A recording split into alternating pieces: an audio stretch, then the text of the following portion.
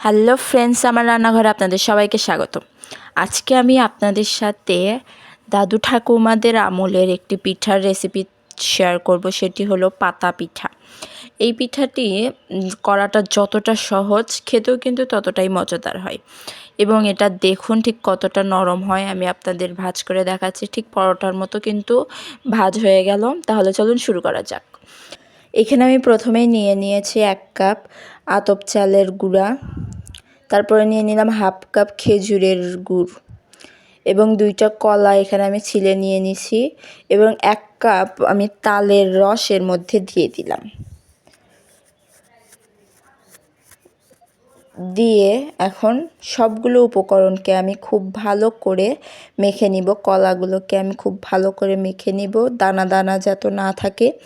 সবগুলোকে খুব ভালো করে আমার চটকে নিতে হবে। দেখুন আমি কিভাবে এটাকে চটকে নিচ্ছি। এই তালের রসটা কিন্তু আমি ফ্রিজে রেখে দিয়েছিলাম, সেজন্য আমি শীতের সময় তালের রসটা পেয়েছি। যেহেতু পিঠা শীতের সময়ই খাওয়ার জিনিস, আমার এখানে তালের রসটা কম হয়েছিল, আমি সেটাকে আবার একটু দিয়ে দিলাম হাফ কাপের মতো। দিয়ে আবার খুব ভালো করে আমি দেখুন হাত দিয়ে এটাকে মেখে নিচ্ছি। দেখুন এটা মাখলে কিন্তু ঠিক এরকমটা হবে। এবার আমি এখানে কিছু কলা পাতা কেটে নিয়েছি। যেহেতু ফার্স্টেই বলেছি এটা পাতা পিঠা, সো পাতা তো দরকার। কলা পাতাগুলোকে আমি 4 ভাগে খুব ভালো করে ছোট ছোট করে কেটে নিয়েছি। এবার আমি দেখুন পুরো পাতাতে কিভাবে এই তালের ব্যাটারটাকে খুব ভালো করে লাগিয়ে দিলাম। এভাবে কিন্তু আপনারা লাগিয়ে দিবেন। পুরোটা দেওয়া হয়ে গেলে এখন এর ওপরে আমি আরেকটি কলার পাতা দিয়ে খুব ভালো করে ঢেকে দিব এবং এভাবে চেপে চেপে লেগে দিব। এবার আমি একটি তাওয়া এখানে গরম করতে দিয়েছি। সেই তাওয়ার উপরে এখন ওই কলার পাতাটা খুব ভালো করে রেখে দিলাম। এবার এখানে আমার মিষ্টি জালে এটাকে একটু জাল করতে হবে।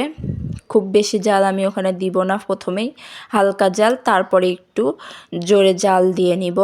এবার এখানে আরেকটি কলার পাতা আমি খুব ভালো করে লাগিয়ে নিয়েছি। আমার ওই পাতাটা ছোট হয়েছিল, তাই আমি মাপ মতো একটি পাতা নিয়ে এটাকে আবারও দেখুন চেপে চেপে লেগে দিলাম। এবার এটাকে দেখুন আমার এক পিঠ হয়ে এসেছে। এরকম কিন্তু পাতাটা পুরোটা পুড়ে যাবে, তাহলে কিন্তু পিঠাটা ভেতরে হয়ে যাবে এবং পাতাটা টান দিলেই উঠে আসবে। এই দেখুন এই পিঠটা কত ভালো করে পুড়ে গেছে এবং কিন্তু পিঠা থেকে পাতাটা সরে আসতেছে। এপিঠ ওপিঠ খুব ভালো করে দিব। এইভাবে দেখুন আমি এটা এখন এভাবে হালকাভাবে তুললেই উঠে আসতেছে এবং এটাকে একটি প্লেটে আমি তুলে নিলাম। এখানে আরেকটি পিঠা আমি দিয়ে দিলাম। এবার এটাকে তুলে দেখাচ্ছি। দেখুন পাতাটা এভাবে হালকাভাবে টান দিলে কিন্তু পুরোটা উঠে আসলো। এভাবে কিন্তু পাতাটাকে পুড়ে নিতে হবে, তাহলে আপনারা পিঠাটাকে খুব ভালো করে তুলতে পারবেন। এভাবে আমি সবগুলো পিঠাকে আমি রেডি করে নিয়েছি। দেখতে ঠিক কতটা মজাদার লাগতেছে, খেতেও কিন্তু ততটাই মজাদার। আপনারা এটা অবশ্যই বাসায় ট্রাই করবেন। দেখুন আমি আপনাদেরকে দেখাচ্ছি, আমি এখানে অনেকগুলো পিঠা ভেজে নিয়েছি। ভালো লাগলে আমার চ্যানেলটি সাবস্ক্রাইব করে আমার পাশে থাকবেন। আশা করব সকলেরই ভিডিওটি খুবই ভালো লেগেছে। ভিডিওটি দেখার জন্য সকলকে ধন্যবাদ।